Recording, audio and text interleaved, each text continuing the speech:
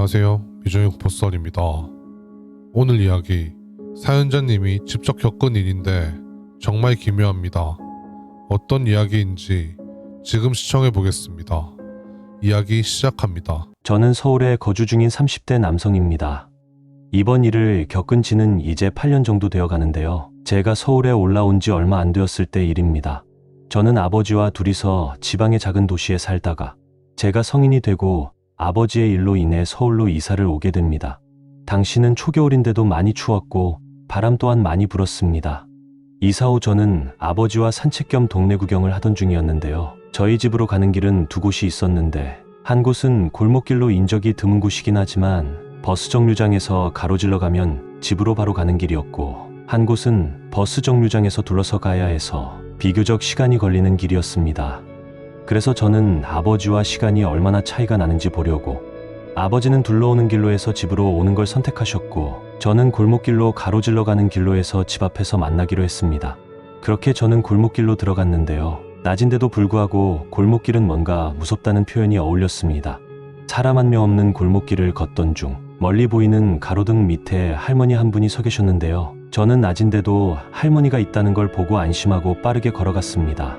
그런데 할머니가 있는 가로등을 지나갈 때쯤 할머니는 지나가고 있는 저에게 혀를 차며 화난 듯 바라보셨고, 저는 그냥 지나치려고 했지만 할머니가 하는 말을 듣고 걸음을 멈추고 할머니를 바라봤습니다. 그러자 할머니는 여기로 지나다니지 말라며 호통을 치셨는데요. 저는 여기로 지나다니지 말라고요? 라며 묻자 할머니는 여기로 지나다니다 큰일 날 사람이라며 이야기하셨습니다. 저는 제가 여기로 지나다니면 큰일 난다는 게 무슨 말이냐 물었는데요. 이야기를 하고 할머니를 보고 있는데 제 뒤에서 누군가 뛰어오는 소리가 들렸고, 저는 깜짝 놀라 뒤를 돌아보니 할머니를 찾으러 온 어떤 아주머니였습니다. 아주머니는 할머니가 치매 증상이 심하셔서 가끔 이상한 말을 하는데 혹시 기분 나빴다면 미안하다며 저에게 사과를 하고 할머니를 데려가셨는데요. 저는 할머니와 아주머니가 가는 모습을 보고 집으로 향했습니다. 아버지는 제가 이야기를 하다 와서 그런지 먼저 도착해 계셨고, 뒤늦게 도착한 저를 보자 왜 이렇게 늦게 왔냐며 물으셨는데요. 저는 방금 있었던 일을 이야기하자 아버지는 원래 그런 분들이 종종 있다며 할머니도 돌아가시기 전에 그랬다며 이야기하시곤 집으로 들어가셨습니다. 그 후 저는 용돈벌이 겸 아르바이트를 시작하게 되었는데요. 시간은 저녁부터 자정까지 야간 편의점 일을 하였습니다.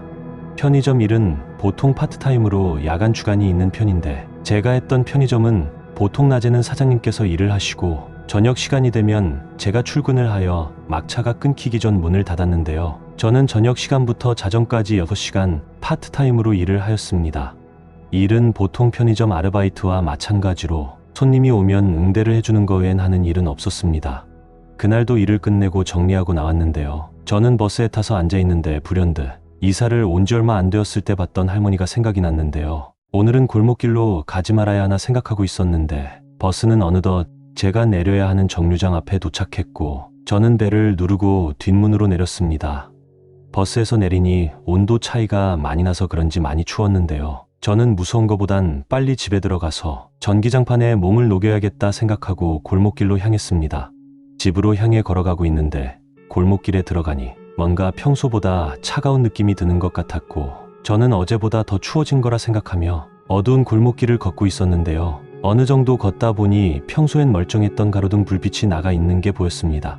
저는 안 그래도 어두운데 얼음이라도 거리에 얼어 있으면 어쩌려고 점검도 안 하냐며 이야기했던 걸로 기억하는데요. 혼자 중얼거리며 그 길을 보며 걸어가던 중이었는데 자세히 보니 가로등은 할머니가 저에게 혼을 내셨던 곳이었습니다. 그런데 그 가로등 밑에는 어떤 분이 쭈그리고 앉아있는 모습이 보였습니다. 저는 멀리서 보고 술 마시고 취해서 앉아있나 보다 생각했고 빨리 집에 가려고 평소보다 빠른 걸음으로 걸었습니다. 원래는 가로등이 고장나지 않았다면 멀리서도 사람이 있는 모습이 잘 보였을 텐데 가로등이 고장이 나서 바로 앞까지 와서야 사람의 형체가 보였는데요. 자세히 보니 짧은 치마를 입은 여자가 쪼그려 앉아 고개를 숙이고 있었습니다. 저는 이렇게 추운 날씨에 저렇게 입고 다니면 춥지 않을까, 술을 얼마나 마셨길래 라는 생각을 하고 지나치고 있었는데 흐느끼는 듯한 목소리가 귓가에 맴돌았고, 저는 지금 같으면 그냥 뛰어서 집으로 도망갈 것 같지만 당시에는 무슨 용기가 생겨서 그랬는지 모르겠지만 지금 생각해보면 절대 해서는 안 되는 행동을 하고야 말았습니다. 저는 여자가 흐느끼는 목소리를 듣고 걱정이 되었는데요. 그래서 여자가 있는 곳으로 몸을 돌렸습니다. 몸을 돌리자 여자는 저를 보며 얼굴은 웃고 있는데 목소리는 흐느끼는 소리를 내며 바라보고 있었고, 저는 그 모습을 보자 다시 몸을 돌려 뛰어가고 싶었지만 날씨도 춥고 너무 놀라서 그런지 본능적으로 뛰기가 힘들었는데요. 그 순간 그 여자는 저를 보고 그 상태에서 일어나 저를 향해 오려고 했습니다. 저는 갖고 있던 물건들을 땅에 떨어뜨리고 정신없이 일어나서 뛰었는데요. 당시에는 오르막길이 평지로 느껴질 정도로 빠르게 달렸고 눈앞에는 아주머니 한 분이 쓰레기를 버리러 내려오는 모습이 보였습니다. 저는 아주머니를 보며 콧물과 눈물을 흘리며 살려달라 외치며 달렸는데요. 아주머니는 저를 보며 이상한 눈으로 바라보더군요. 저는 아주머니 앞으로 다가가 뒤에 라는 이야기를 하였는데요. 아주머니는 제 뒤를 바라보시다가 뒤에 뭐가 있냐며 물었습니다. 저는 아주머니 말을 듣고 뒤를 돌아보니 뒤에는 아무것도 없었는데요. 아주머니는 저를 보며 술을 많이 마신 것 같은데 밖에서 그러지 말고 빨리 집에 들어가라며 이야기하셨고, 저는 그 길로 뒤도 돌아보지 않고 집으로 들어갔습니다. 집으로 들어가니 아버지는 TV를 보고 앉아 계셨습니다.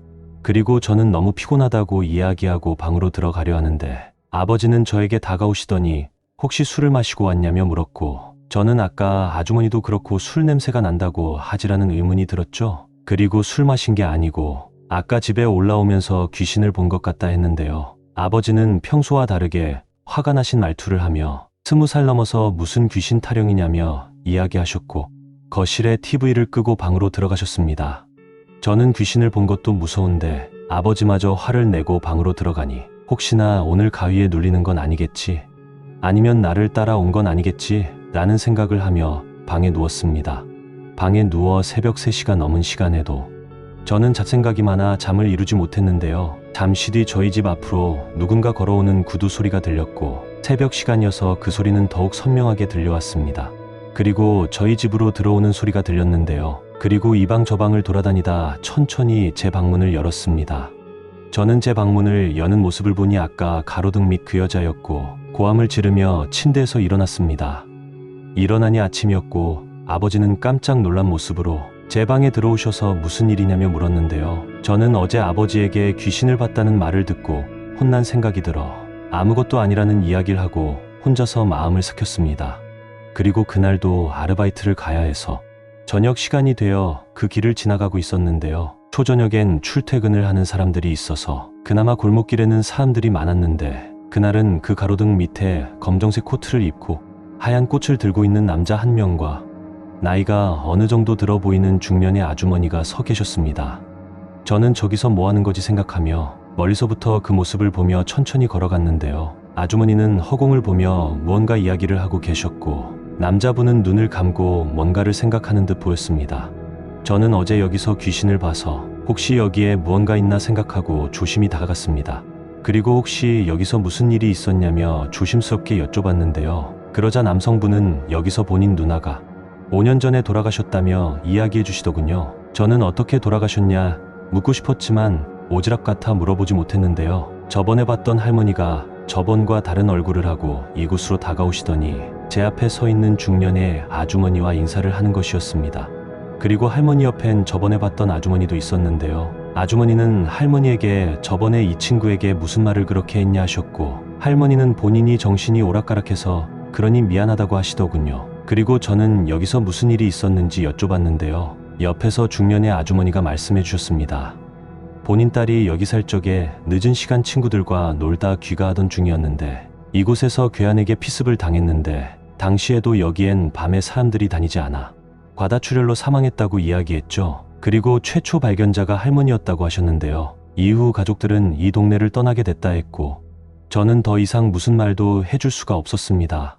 그리고 그날 밤이 되어 저는 편의점에서 소주 한 잔과 간단한 명태포 하나를 가지고 집으로 갔는데요. 뭔가 모르게 측은한 마음이 들었고 그날도 그 장소로 천천히 걸어갔습니다.